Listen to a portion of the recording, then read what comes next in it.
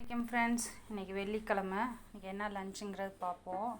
இதில் இன்றைக்கி பிரியாணின்னா என் பொண்ணு காலையிலேயே வேலைக்கு போகிறப்ப சிக்கன் பிரியாணி பண்ணேம்மான்னு சொன்னனால எங்கள் வீட்டில் இருக்க எல்லாத்துக்கும் பொண்ணே சிக்கன் பிரியாணி பண்ணியிருக்கு அப்படின்றாங்க.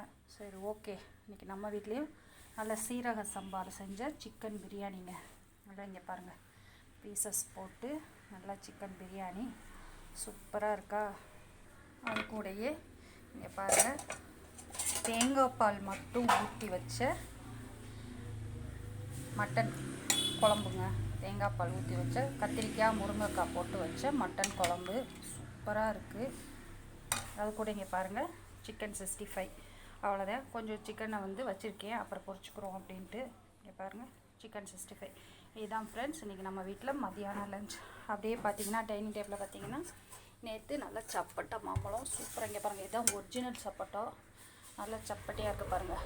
பார்த்தீங்களா, எங்கள் வீட்டுக்காரங்க வாங்கிட்டு வந்தாங்க 2 கிலோ சப்பட்டை மாம்பழம். அப்புறம் வாழைப்பழம் இல்லாமல் இருக்காது நம்ம வீட்டில். இன்றைக்கி ரஸ்தாளி வாழைப்பழம். அது போக இங்கே பாருங்கள் நவாப்பழம்.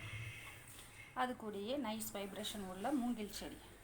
ஓகே ஃப்ரெண்ட்ஸ், இன்ஷா அல்லாஹ் நெக்ஸ்ட் வீடியோவில் பார்க்குறேன். அஸ்ஸலாமு அலைக்கும்.